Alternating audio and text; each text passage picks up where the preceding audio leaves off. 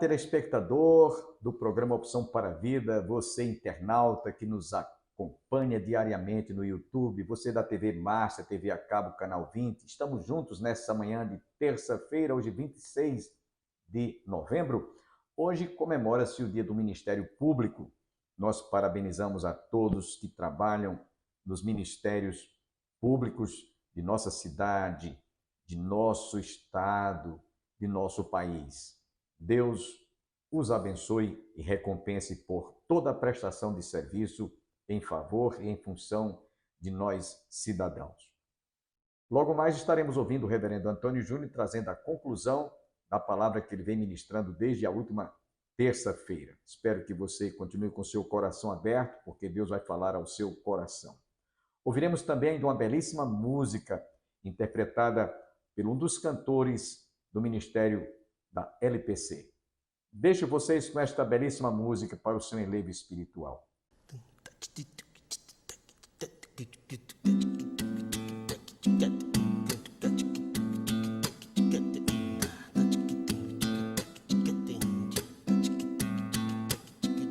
Enquanto a violência acabar com o povão da Baixada, e quem sabe tudo disser que não sabe de nada, enquanto os salários morrerem de velhos nas filas e os homens banirem as leis ao invés de cumpri-las, enquanto a doença tomar o lugar da saúde e quem prometeu ser do povo mudar de atitude, enquanto os bilhetes correrem debaixo da mesa e a honra dos nobres ceder seu lugar à esperteza, não tem jeito não, não tem jeito não, não tem jeito não, não tem jeito não. Só com muito amor a gente muda esse país,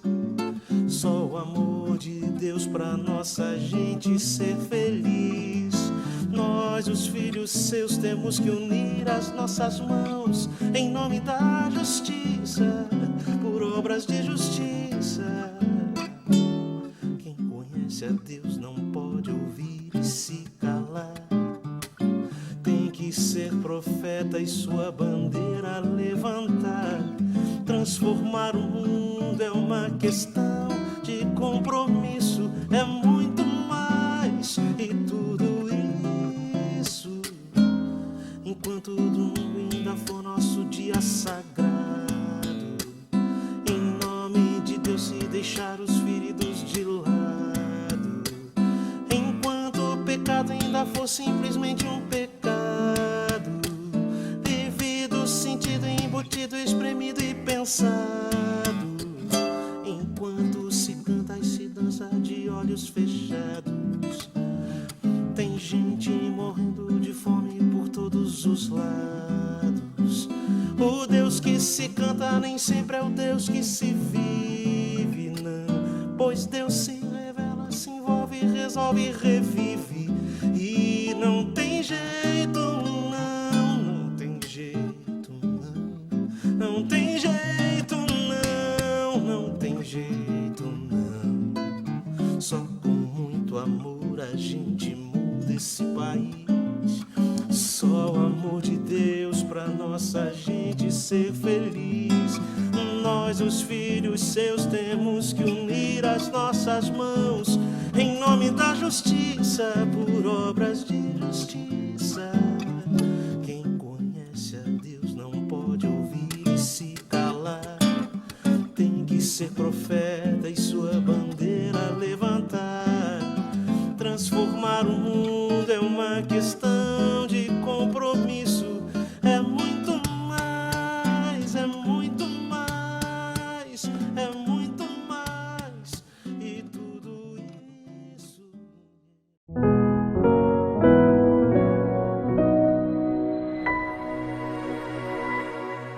Não é a função que você quer exercer, é a função que Deus designou para você exercer.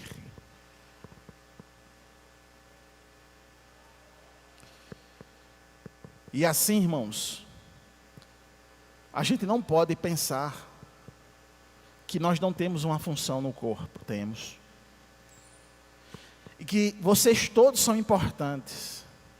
E sendo ali bem ajustados e ligados, produzem frutos poderosos.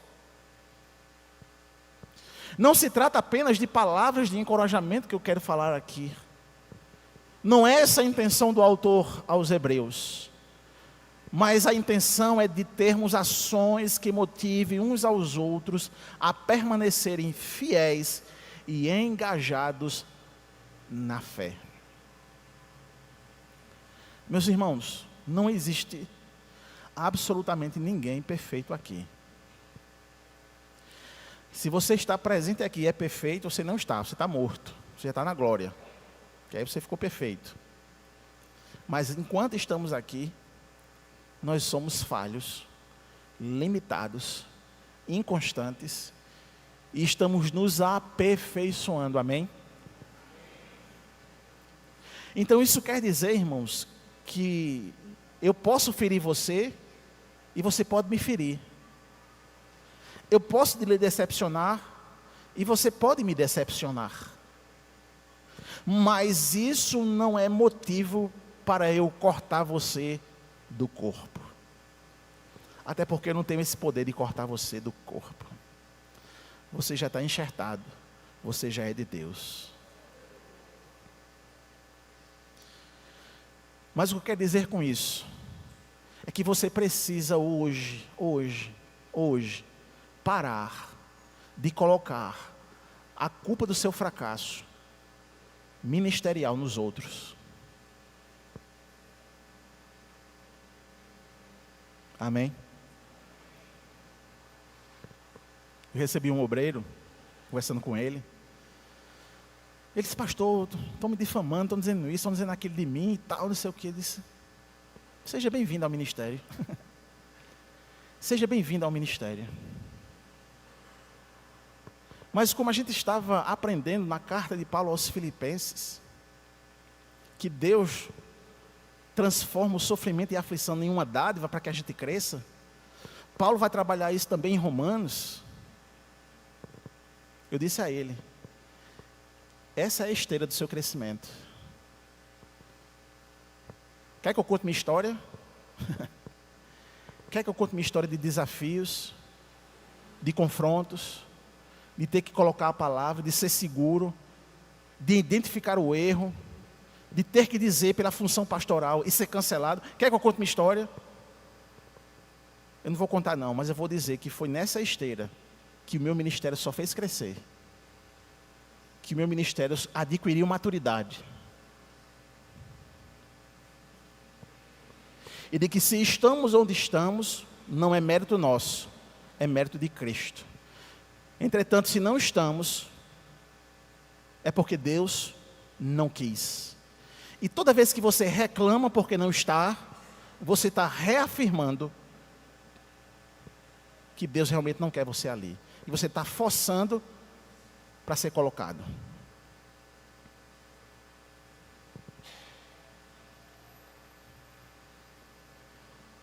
Então, meus irmãos, a gente precisa entender que o que nós vamos fazer aqui, como crentes, é encorajar uns aos outros. Mas eu não posso colocar você para pregar se você não domina a pregação. Eu não posso colocar você para cantar se você não canta. Eu não posso colocar você para tocar a bateria se você não toca, não sabe bater na bateria. Eu não posso colocar você na porta da igreja para receber um membro se você não sabe receber um membro ou um visitante. Eu não posso pedir para você limpar os bancos se você não sabe limpar os bancos. Ah, pastor, eu quero, eu sei, eu vou limpar. Aí coloca. Quando coloca, não faz a coisa direito, aí vem a enxurrada de reclamação, não é assim? A gente precisa, como igreja, presta atenção, parar de colocar pessoas que não têm dons, nem talentos, em lugares que eles não deveriam estar. A gente tem essa péssima mania de estar forçando a barra de colocar, por exemplo, eu vou usar os oficiais, que são mais maduros e podem ouvir isso. Eu pegar um homem, não, é bem casado, vai ser diácono. Só que ele não entende a diaconia. Ele não tem dom de receber os irmãos. Ele não tem dom de perceber as necessidades da igreja. E às vezes ele fica só ali. De quem foi a culpa? Muitas vezes a culpa é nossa, como liderança, que a gente não observou isso. E lá na frente, começa a dar trabalho. Colocar a mão na pessoa e colocar ele como presbítero. Não sabe ensinar, não sabe pregar, não sabe apacentar, não sabe auxiliar o pastor, mas ele quer ser presbítero. Porque presbítero... E aí o que é que a gente tem? Muitas vezes homens frustrados, porque está no lugar que não é o lugar dele. Com isso, irmãos, eu não estou colocando em xeque a função de ninguém, inclusive a minha. Mas o que eu estou dizendo é o seguinte: como igreja, vamos acertar e colocar as pessoas nos lugares certos, nos momentos certos, para que eles não sejam frustrados e abandonem a igreja. Por isso há uma importância da comunhão. A comunhão faz com que nós nos conheçamos. Amém? O versículo 25, ele nos instrui justamente nisso. Não deixemos de congregar-nos, como é costume de alguns. Antes, façamos admoestações, e tanto mais como vedes que o dia se aproxima. E aqui o autor aos Hebreus, ele enfatiza uma reunião regular dos crentes, que é algo revelado e criado por Deus para o cultivo e a manutenção de uma fé viva. Isso quer dizer, irmãos, um texto como esse, ele é muito claro. Não deixemos de congregar. Isso está dizendo, irmãos, que esse momento que nós estamos aqui, reunidos na liturgia cultica, no culto, na adoração pública, isso foi revelado por Deus como meio de graça para nós termos comunhão. É a comunhão dos santos. Comunhão dos santos. É por isso, irmãos, que quando às vezes a gente está numa assembleia, que uma pessoa, só pelo fato de ser membro, ele levanta, abre a sua boca e fala alguma coisa contrário à normalidade da igreja, eu tenho dificuldade de entender isso. A primeira coisa que eu faço é: essa pessoa não tem comunhão comigo. Ele não fala eu sou o pastor. Se você não gosta de mim, mas você é obrigado a falar comigo. Pastor, Pai do Senhor, boa noite. Pastor, é obrigado. É obrigado, infelizmente. Mas não fala comigo. Não troca mensagem comigo. Aí como é que eu vou entender a comunhão? Como eu vou entender que essa pessoa entende a importância de congregar? Estão entendendo, irmãos? Quando a admoestação diz aqui que é importante congregar, é porque eu preciso conhecer você, você precisa me conhecer e conhecer a coletividade. Amém? Eu vou dar só um exemplo. Eu tive uma dificuldade, eu já contei isso, vou contar de novo. Eu tive uma dificuldade na abertura do trabalho. A minha dificuldade foi que, 1 ano e 3 meses no campo, houve uma incompatibilidade, eu tive que deixar o campo. Na mesma noite que eu deixei o campo, na mesma noite, uma outra igreja falou o meu nome, numa crise que estava lá na outra igreja, falaram o meu nome. E Júnior, foi assim. Aí o que é que acontece? Até o presidente da denominação veio falar comigo. Disse: como é, Júnior? Tu não consegue ir para ali, agora tu quer ir para lá? Eu disse: não sou eu. Falaram lá, eu e minha esposa estão dizendo que a gente quer ir. E eu já combinei com os irmãos quais são os critérios para mim, mas todos lá querem que eu vá. Eles: tá bom, então bota na assembleia da segunda igreja aí, para ver se você vai ou não. Eu disse: tá certo, botou. Eu não estava, foi o pastor Leandro que fez a assembleia. Quando o pastor Leandro fez a assembleia, ele disse: pronto, agora pega as cédulas e vamos votar se o pastor Júnior vai ou não para São Vicente do Seridó. Um irmão se levantou assim e disse: precisa discutir em secreto não, é por aclamação. Os irmãos entendem, todos aclamaram que eu fosse. Por que eles aclamaram?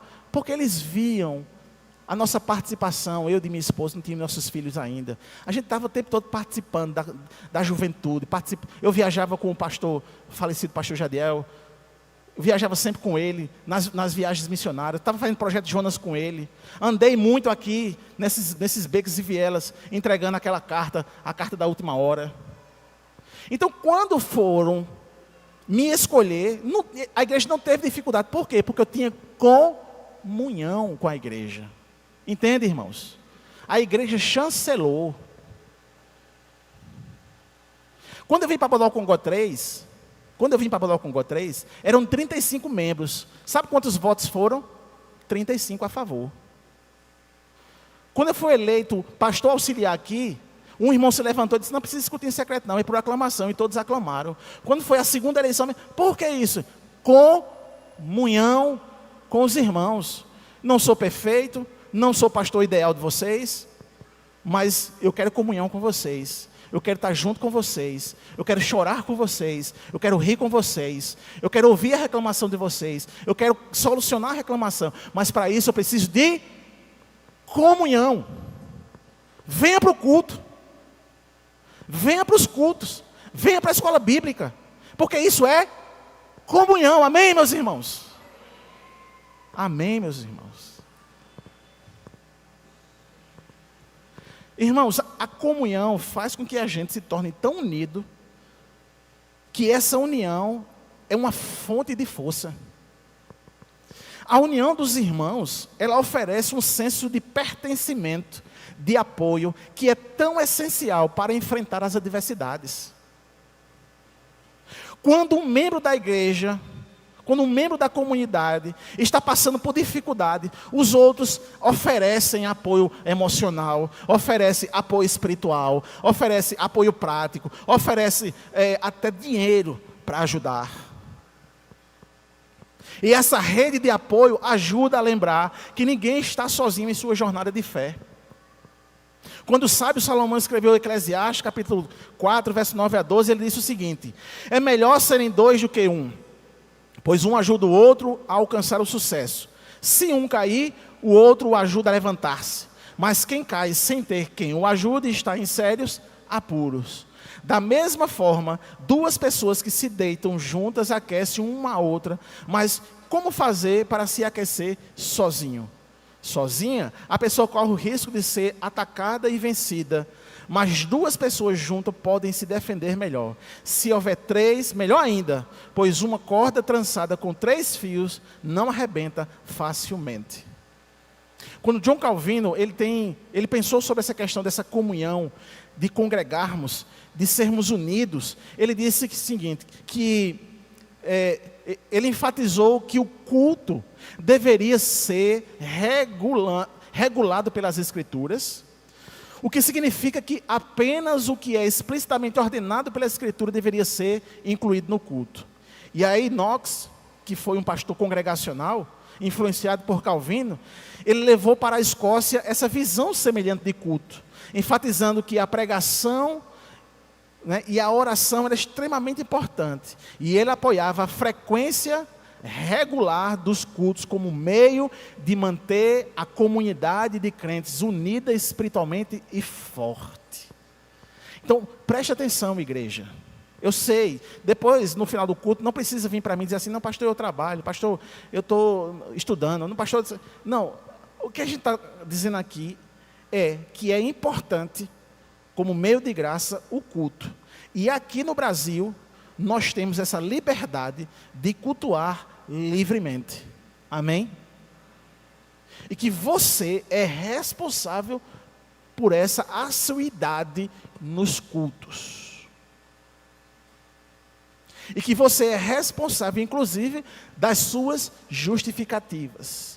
Mas o que é importante, o que eu quero ressaltar, é que quando você comunga, quando você está em comunhão, quando você é presencial nos cultos, você tem uma fortaleza espiritual que você não tem ideia, porque isso foi estabelecido pelo próprio Deus. Então, o culto não é apenas um evento semanal, mas é uma prática vital para o crescimento espiritual e para a edificação mútua. Você pensa que vindo semana após semana não está tendo um efeito? Você só pensa, porque a verdade é que está tendo efeito sim. E quando você é frequente nos cultos, e você presta atenção no que está sendo processado no culto, você tem um crescimento espiritual e uma edificação, ou seja, um edifício mais robusto, espiritualmente falando. E aí isso desemboca num encorajamento em tempos difíceis. E o texto ele nos ensina que à medida que o dia se aproxima, ele está se referindo ao retorno de Cristo, o encorajamento mútuo se torna ainda mais importante. Quando ele se refere, então, que o dia se aproxima, a gente pode inferir também nos desafios que o dia do Senhor vai trazer junto. Quando Cristo está se aproximando da sua volta, os dias vão ficar mais difíceis. E se nós estivermos dispersos, esse dia vai ficar mais difícil para nós. Mas se a gente estiver unido junto, esse dia vai ser, ou esses dias eles vão ser mais fortalecidos. Iremos passar de forma mais forte.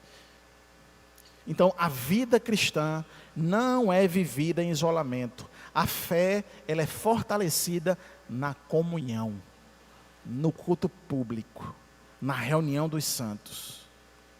E ao longo da história, isso tem ajudado milhares e milhares de crentes a manter o foco em meio às dificuldades. O que desemboca também no amor e boas obras como frutos dessa união. Quanto mais a igreja ela é partida, quanto mais essa igreja ela é separada, os irmãos são separados, mais ela tem dificuldade para transmitir as boas novas, os frutos de salvação. Porque o isolamento de um irmão ou de uma irmã, pode perceber, ele vai estar pautado nas suas próprias regras, nos seus próprios desejos, nos seus próprios pensamentos, na sua própria justificativa. Eu duvido um crente perder a comunhão na igreja e ele pegar um texto bíblico e dizer assim, eu não vou mais para a igreja por causa desse texto aqui.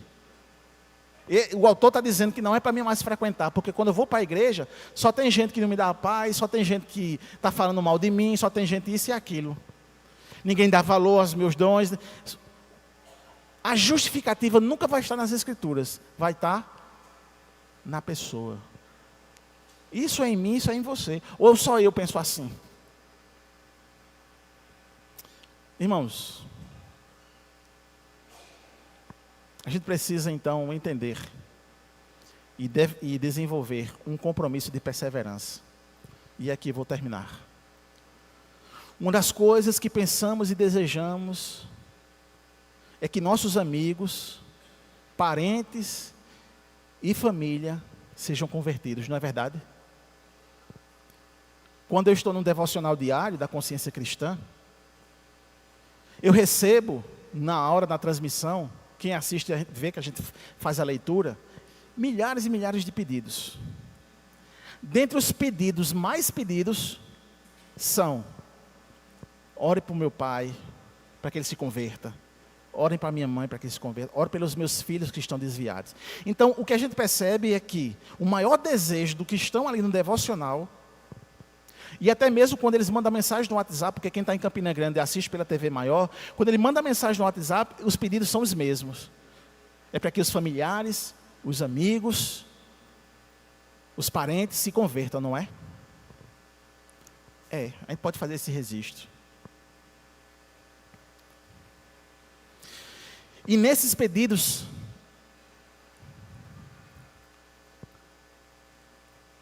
é tão verdadeiro, é tão palpável, que quando eu estava meditando nesse texto, e é por isso que eu estou fazendo essa aplicação, o que remete é, sim, você está pedindo, o pedido é legítimo, mas você negligencia o culto, você critica o tempo todo o pastor, você fala mal do irmão o tempo todo, você não gosta da voz do louvor, você não gosta do irmão que vai ficar na porta domingo que vem, você escolhe quem é que vai estar no púlpito pregando.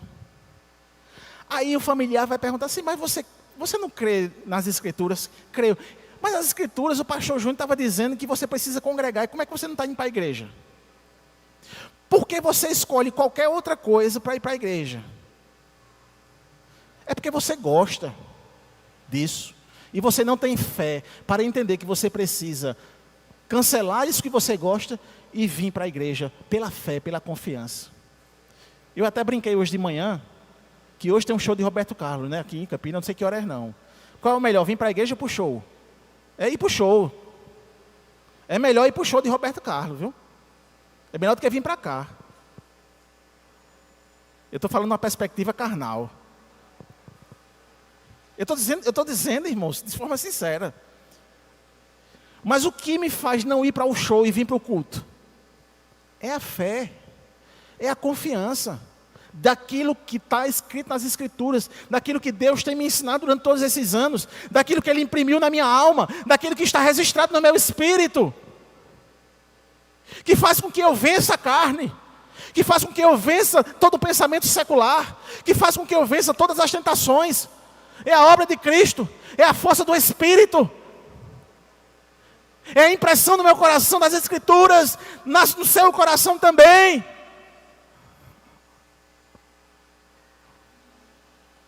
O que era melhor hoje é eu ter pegado as minhas economias e ter ido lá para a Arena MRV, assistir o Flamengo ser campeão. Eu sou flamenguista, era para dar um grito quando fez o gol, para me arrepiar, para ter emoção. Mas o que me faz vir para a igreja e ter um compromisso com o Senhor é a fé, irmãos. É entender que esse momento aqui, ele é um momento espiritual, que nos fortalece, que nos une, que nos faz um só corpo, que faz com que haja o progresso do Evangelho, que faz com que o meu irmão cresça, que faz com que a gente passe as barreiras do dia a dia, os desafios do dia a dia. Faz com que a gente possa retornar na próxima semana, ou até mesmo amanhã, pelas 5 horas da manhã. Enfim, meus irmãos, entendam que você, negligenciando a sua comunhão com os santos, você só vai descer de ladeira abaixo. Mas se a partir do momento que você então ter a ousadia de crer, a ousadia de confiar, não haverá tempos de desafio que desmanche a sua comunhão com Deus e, consequentemente, com os irmãos. Uma igreja que se torna uma rede de apoio forte, quando cada membro entende que faz parte de algo maior e que a sua presença e participação ativa tem um impacto na vida de todos. A sua participação tem um impacto na vida de todos. Então o meu apelo para você é: venha fazer parte disso. Venha ser esse construtor junto com a gente. Vamos nos irmanarmos nesse crescimento. E na hora que você precisar, nós vamos estar todo mundo junto. Amém, meus irmãos? Em uma só comunhão, em uma só fé, dando o braço de força, o braço de apoio. Que Deus seja louvado, que Deus seja exaltado. E eu quero encorajá-los a refletir sobre o valor de cada um de vocês nessa comunidade. O valor de cada um de vocês nessa igreja. Vocês são pessoas valorosas. Talvez você esteja enfrentando algum tipo de tempestade. Talvez você esteja precisando de um ombro amigo. Talvez você esteja tão precisando que talvez você seja o próprio ombro que vai dar para aquele mais precisado. Não subestime o poder que há na palavra de encorajamento, na oração feita em amor e da sua presença no culto público. Amém, meus irmãos? Eu só tenho que agradecer a você, internauta, telespectador da TV Master, que esteve conosco. Nos reencontraremos amanhã, se Deus assim nos permitir. Que todos recebam as bênçãos do Pai, do Filho e do Espírito Santo. E até o nosso próximo programa, se Deus quiser.